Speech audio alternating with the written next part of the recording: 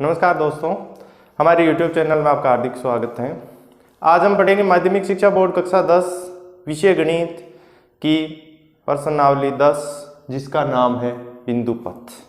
देखो बिंदु पथ ये प्रश्नावली है 10, 11, 12, 13 और 14 ये सभी प्रश्नावलियाँ मिला के 20 नंबर की है, जिसमें से इस बिंदु पथ में से 2 प्रश्न आते हैं। एक छोटा प्रश्न आएगा बिंदु पथ के बारे में पूछा रहेगा, उसमें एक तो वो और एक उससे बड़ा प्रश्न आएगा। तो देखो सबसे पहले हमें ये मालूम होना चाहिए कि बिंदु पथ क्या है। तो बिंदु पथ देखो, बिंदु पथ क्या है? बिंदु पथ होता है समस्त बिंदुओं का समुच्चय जो सामान्य गुण को पालन करता है। समस्त बिंदुओं का, जैसे मैंने 4 बिंदु ले लिए, इन सभी बिंदुओं में एक गुणधर्म होना चाहिए। वो नियम जो इन चारों से होकर, जैसे इस चारों से होकर एक हमने रेखा खींच ली, जैसे इन चारों को मिला दिया, ये एक निश्चित बिंदु है, इस बिंदु से समान दूरी पर है।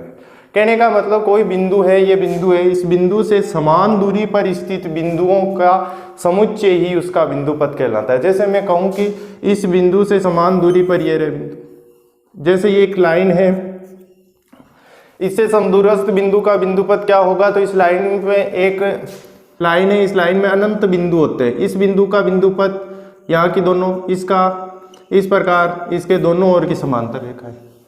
तो बिंदु पथ के बारे में आप समझ गए होंगे। बिंदु पथ एक निश्चित गुणधर्म सभी बिंदुओं पर लागू हो।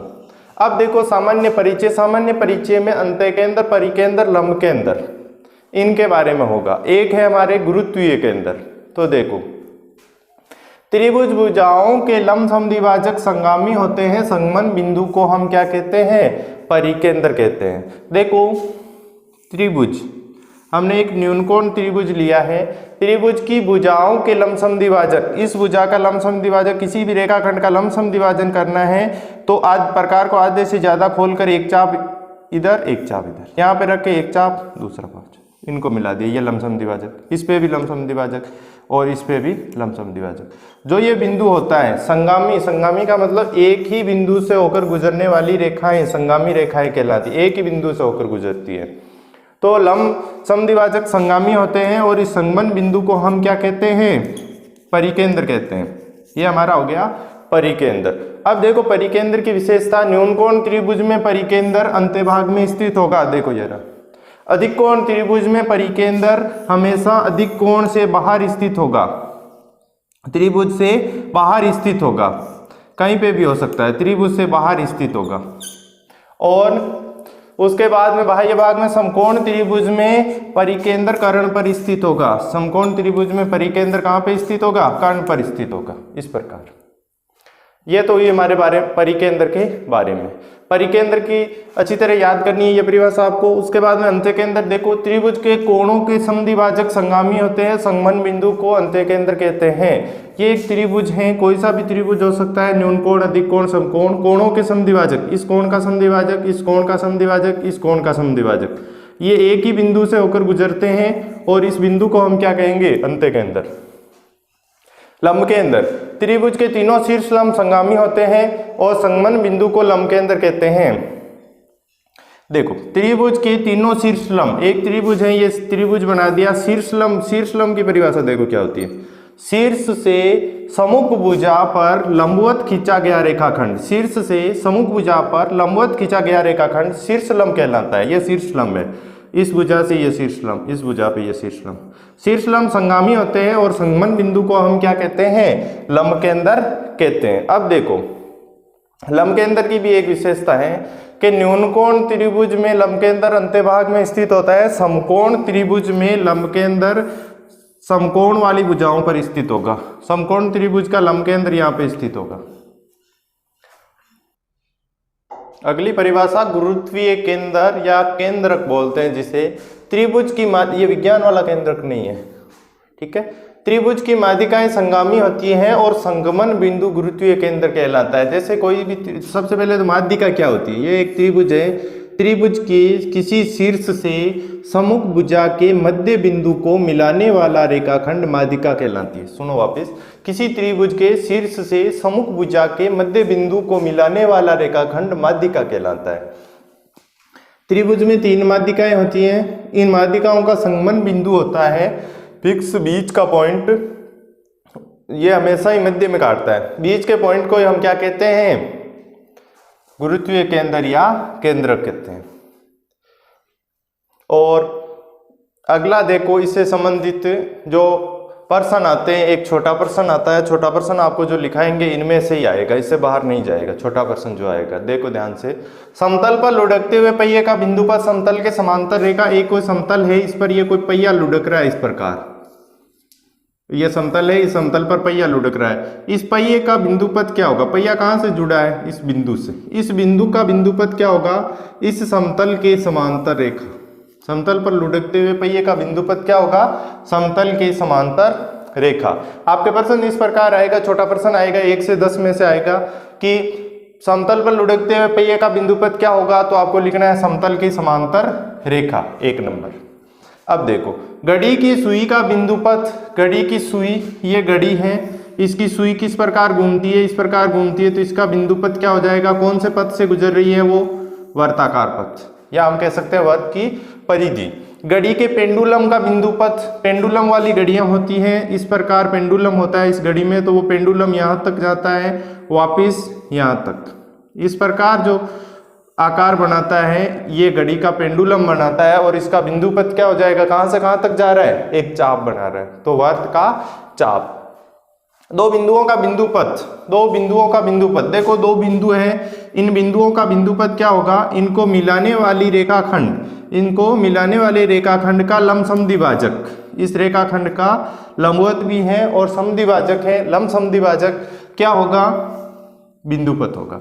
2 बिंदुओं का बिंदु पथ मध्य बिंदुओं के मध्य रेखाखंड का लंब समद्विभाजक होगा। 2 समांतर रेखाओं का बिंदु पथ, देखो 2 समांतर रेखाएं हैं, एक समांतर रेखा, दूसरी समांतर रेखा, इनका बिंदु पथ क्या होगा? इन देखो, इस बिंदु और इस बिंदु दोनों के बीच में ये बिंदु आ रहा है, इन दोनों के बीच में ये बिंदु, इस प्रकार जो बिंदुओं का समूह बन जाएगा, इसके मध्य की समांतर रेखा, जिससे ये भी रेखा समान होगी दूरी और ये भी समान होगी। इसको हमें मध्य की बोलना है। ऐसे बोले कि समांतर रेखा, तो समांतर रेखा यहाँ भी आ सकती है, ये इससे तो समदूरस्थ हो सकती है, इससे नहीं होगी, तो हम बोलेंगे कि इसके इन दोनों रेखाओं के मध्य की समांतर रेखा, मध्य की समांतर रेखा। 2 प्रतिच्छेदी रेखाओं का बिंदु पथ, 2 प्रतिच्छेदी रेखा, एक रेखा दूसरी रेखा को प्रतिच्छेद करती है, इनका बिंदु पथ क्या होगा? इनके मध्य कोण का समद्विभाजक, मध्य के कोण का समद्विभाजक, मध्य कोण का समद्विभाजक। एक रेखा का बिंदु पथ क्या होगा? एक रेखा है, सरल रेखा, इस रेखा का बिंदु पथ क्या होगा? देखो, इस बिंदु से ये बिंदु भी समान दूरी पर है इस प्रकार, और इस बिंदु से ये बिंदु भी समान दूरी पर है, तो दोनों ओर की समांतर रेखा, इसका विलोम। देखो, 2 समांतर रेखाओं का क्या होगा? उनके मध्य की समांतर रेखा, और एक रेखा का बिंदु पथ क्या होगा? उसके दोनों ओर की रेखाएं। आगे देखो, एक स्थिर बिंदु का बिंदु पथ क्या होगा? वर्त की परिधि। एक स्थिर बिंदु है, जैसे ये बिंदु है, इसका बिंदु पथ क्या होगा? बिंदु पथ का मतलब इसके चारों ओर जो बिंदु है वो एक बिंदु है, वो एक पथ बनाता है, वो पथ हमेशा इससे समान दूरी पर रहेगा। इससे समान दूरी पर जो बिंदु होंगे उन बिंदुओं का पथ क्या होगा? तो इससे समान दूरी पर ये बिंदु है, पथ का मतलब रास्ता, तो ये हो गया इसका बिंदु पथ क्या हो गया? वर्त की परिधि। त्रिभुज के शीर्षों का बिंदु पथ क्या होता है? परिकेंद्र। ये हो गए त्रिभुज के शीर्ष, इन शीर्षों का बिंदु पथ क्या होगा? तो इससे देखो, 2 बिंदुओं का बिंदु पथ क्या होता है? इन दोनों बिंदुओं को मिलाने वाले रेखाखंड का लंब समद्विभाजक, इन दोनों बिंदुओं का इन्हें मिलाने वाले रेखाखंड का लंब समद्विभाजक, इन 2 का इन्हें मिलाने वाले रेखाखंड का लंब समद्विभाजक, और रेखाखंडों का लंब समद्विभाजक क्या कहलाता है? परिकेंद्र कहलाता है। हमने परिभाषा पढ़ी है, यह आपके प्रश्नावली 14 में भी काम में आएगा। तो त्रिभुज के शीर्षों का बिंदु पथ, शीर्ष से गुजरने वाले वर्त का परिकेंद्र कैसे आएगा? आपने समझ लिया। त्रिभुज की भुजाओं का बिंदु पथ, त्रिभुज की भुजाओं का बिंदु पथ, भुजाओं से समदूरस्थ बिंदु, इन भुजाओं से समान दूरी पर स्थित बिंदु। तो भुजाओं से समान दूरी पर स्थित बिंदु क्या होगा? अंत्य केंद्र। परिभाषा हमने पढ़ ली। 3 ऐसरेख बिंदुओं का बिंदु पथ, ऐसरेख बिंदुओं को मिलाने वाले त्रिभुज का या वर्त का परिकेंद्र। 3 ऐसरेख बिंदु है, जैसे ऐसरेख, ऐसरेख का मतलब एक लाइन में नहीं हो, ऐसरेख जिनमें मतलब एक त्रिभुज की या वर्त की रचना होती हो, तीनों बिंदुओं से, इन तीनों से होकर गुजरना चाहिए। जैसे वर्त गुजर गया, ये त्रिभुज गुजर गया मान लो, तो इस त्रिभुज का तो क्या होगा? परिकेंद्र या वर्त का हम कह सकते हैं केंद्रक होगा। तीन सरेख बिंदुओं का बिंदुपद, तीन सरेख बिंदु है, देखो सरेख एक ही रेखा में स्थित बिंदु, तो इन सरेख बिंदुओं का बिंदुपद क्या होगा, ए बी सी।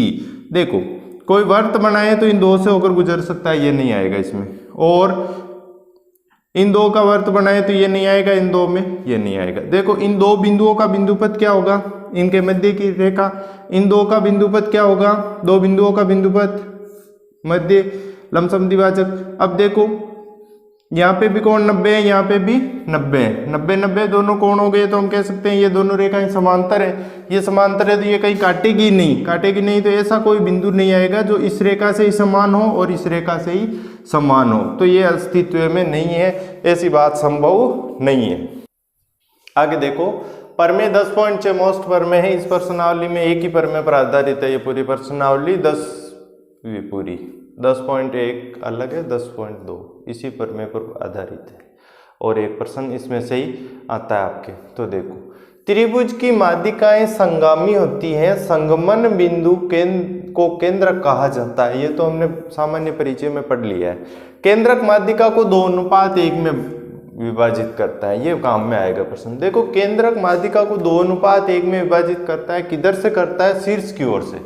शीर्ष की ओर का भाग तो होगा 2 भाग और शेष भाग होगा 1 भाग, ये भाग 2 भाग, ये भाग 1, ये 2 ये 1।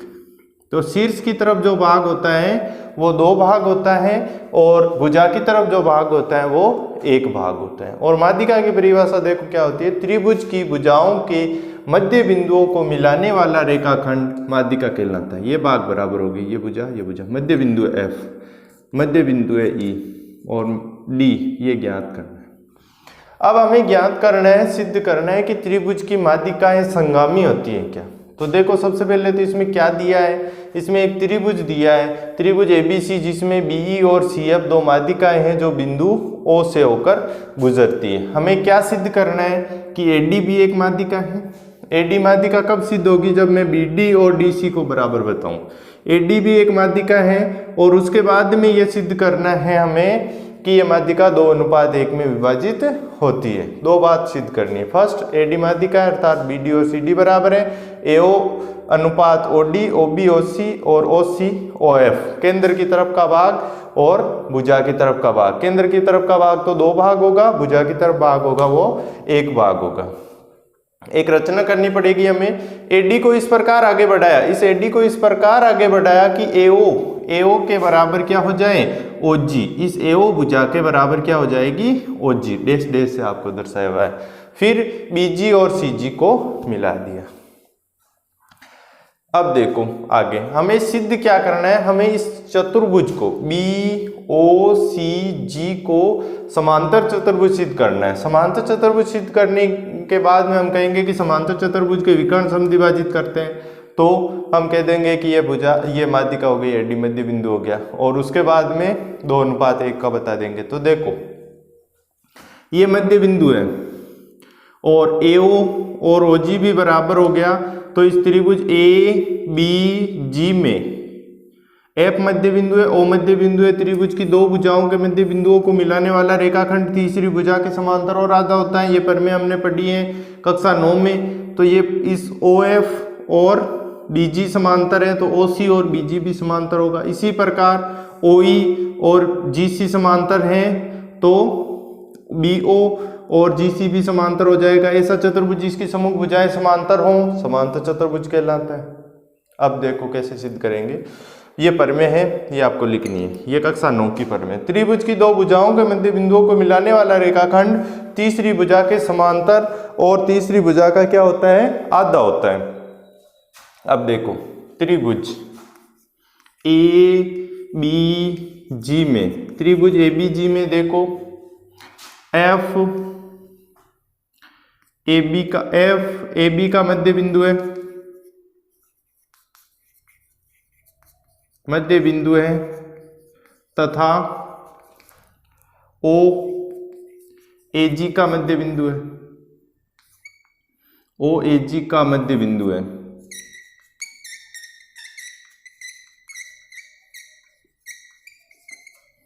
तो देखो त्रिभुज की दो भुजाओं के मध्य बिंदुओं को मिलाने वाला रेखाखंड तीसरी भुजा के क्या होता है, समांतर होता है। तो हम क्या लिख सकते हैं कि OF समांतर हैं किसके, BG के। तो OF और BG समांतर हैं तो हम कह सकते हैं कि OC भी समांतर होगा किसके, BG के। समीकरण नंबर 1। क्यों? क्योंकि ये आधी लाइन इसके समांतर है तो ये पूरी भी इसके क्या होगी, समांतर होगी। इसी प्रकार त्रिभुज ACG में OE समांतर है GC के। देखो OE मध्य बिंदु है, O मध्य बिंदु है तो इसके समांतर है, तो OB भी किसके समांतर हो जाएगी, GC के। इसी प्रकार त्रिभुज ACG में OE समांतर GC, तो OE की जगह हम क्या लिख सकते हैं, OB समांतर हो जाएगी किसके, GC के। ऐसा चतुर्भुज जिसकी सम्मुख भुजाएं समांतर हों समांतर चतुर्भुज कहलाता है। अतः चतुर्भुज BOCG एक समांतर चतुर्भुज होगा, समांतर चतुर्भुज होगा। तो हम क्या जानते हैं, समांतर चतुर्भुज की सम्मुख भुजाएं क्या होती हैं, सम्मुख भुजाएं समांतर होती हैं तो समांतर चतुर्भुज होता है। हमने ये बता दिया समांतर चतुर्भुज है। समांतर चतुर्भुज के विकर्ण समद्विभाजित करते हैं। समांतर चतुर्भुज है तो BD बराबर DC, कारण यहाँ पे लिखना है समांतर चतुर्भुज के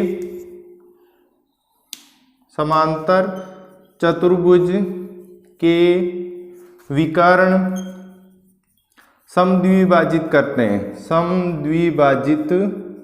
करते हैं। समांतर चतुर्भुज के विकर्ण समद्विभाजित करते हैं तो ये आपस में क्या हो गए, समान हो गए। अब देखो D मध्य बिंदु हो गया, अतः D BC का मध्य बिंदु है,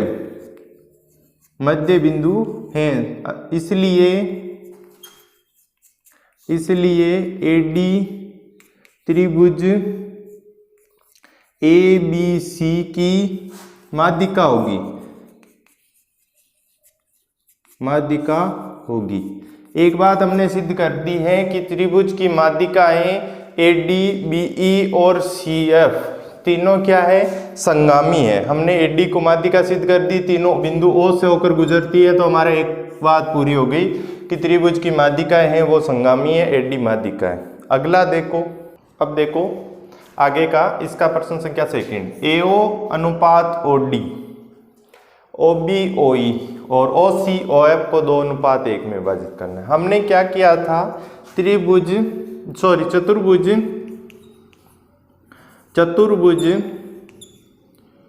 BOCG को समांतर चतुर्भुज सिद्ध किया था। B एक समांतर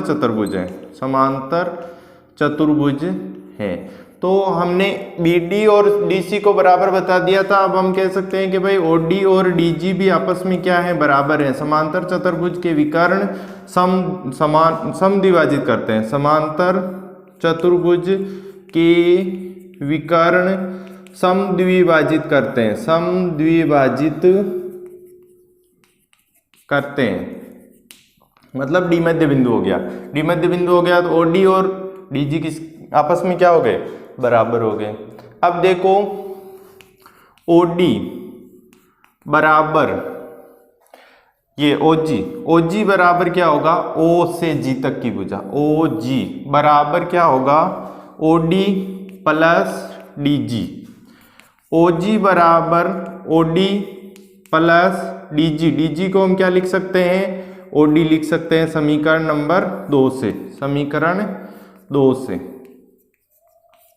देखो OG बराबर 2OD। अब OG की जगह क्या लिख सकते हैं, OG देखो पहले हमने लिखा है रचना में, क्या लिखा है कि OG किसके बराबर है, AO के बराबर है। OG किसके बराबर है, AO के बराबर है। तो OG को हम क्या लिख सकते हैं, AO लिख सकते हैं। 2OD कारण रचना से OA बराबर OG। अब AO अनुपात OD को यहाँ लाओ। AO बटावा OD का पक्षांतरण किया, गुणा का पक्षांतरण, भाग बराबर 2, हर में कुछ नहीं है 1 मान लिया। बटावा का मतलब होता है संख्याएं किस में हैं, अनुपात में है। तो AO अनुपात OD बराबर 2:1। AO अनुपात OD हमारे पास 2:1 आ गया। अब आगे के हमें हल नहीं करने हैं। आगे के हल करने के लिए हमें यहाँ पे चित्र बना के वापस वही विधि, यहाँ चित्र बना के वापस वही विधि। तो हम क्या कहेंगे, इसी प्रकार OB अनुपात OE बराबर 2:1, OC अनुपात OF बराबर 2:1। अतः AO अनुपात OD बराबर OB अनुपात OE बराबर OC अनुपात OF बराबर 2:1 इति सिद्धम, हैंस प्रूव। देखो हमने क्या पढ़ा था, हमने ये पढ़ा था कि सिद्ध करो कि त्रिभुज की माध्यिकाएं संगामी होती हैं और संगमन बिंदु माध्यिका को 2:1 में विभाजित करता है। तो सबसे पहले हमने त्रिभुज की रचना की, उसके बाद में दिया है, लिख दिया कि त्रिभुज ABC है जिसकी माध्यिकाएं BE और CF बिंदु O पर प्रतिच्छेद करती हैं। उसके बाद में हमने रचना की कि OD को आगे इस प्रकार बढ़ाया कि AO बराबर OG हो जाए, O और B और G और C और G को आपस में मिला दिया। इसके बाद में त्रिभुज की दो भुजाओं के मध्य बिंदुओं को मिलाने वाला रेखाखंड तीसरी भुजा के समांतर होता है। तो OF और BG समांतर हो गया, तो OC और BG भी आपस में क्या हो गया, समांतर हो गया। इसी प्रकार त्रिभुज की दो भुजाओं के मध्य बिंदुओं को मिलाने वाला रेखाखंड तीसरी भुजा के समांतर होता है, तो OE और GC समांतर हो गया। तो हम क्या कह सकते हैं, OB और GC भी आपस में समांतर हो गया। अब ऐसा चतुर्भुज जिसकी सम्मुख भुजाएं समांतर हों समांतर चतुर्भुज कहलाता है। तो हम कह सकते हैं कि BOCG एक क्या है, समांतर चतुर्भुज है। समांतर चतुर्भुज के विकर्ण आपस में समद्विभाजित करते हैं। समांतर चतुर्भुज के विकर्ण समद्विभाजित करते हैं। देखो BD और DC आपस में बराबर हो गए, विकर्ण समद्विभाजित करते हैं, BD बराबर DC। अब ये D मध्य बिंदु हो गया, तो एक को D से हमने मिलाया, तो इसको त्रिभुज की एक भुजा के शीर्ष से दूसरी भुजा के मध्य बिंदुओं को मिलाने वाला रेखाखंड माध्यिका कहलाता है। तो हम ये कह सकते हैं कि AD क्या है, एक त्रिभुज की माध्यिका है। इसके बाद में देखो हम लिख सकते हैं कि OD और DG भी बराबर होगा, क्योंकि ये विकर्ण भी D बिंदु पर समद्विभाजित होगा। OD और DG आपस में क्या है, बराबर है। OD और DG बराबर है। अब देखो पूरा OG, इस पूरे OG को हम क्या लिख सकते हैं, पूरी रेखा को OD plus DG, OD plus DG। OD और DG आपस में बराबर है, तो OD और OD कितना हो जाएगा, 2 OD। पक्षांतरण करो, पक्षांतरण OG की जगह हमने लिख दिया OA, कारण रचना से पक्षांतरण किया, OD हर में चला गया, 2:1। अब देखो AO अनुपात OD कितना हो गया, 2:1। इसी प्रकार लिख के और OB OE 2:1, OC OF भी कितना हो जाएगा, 2:1। ये हो गया सारा।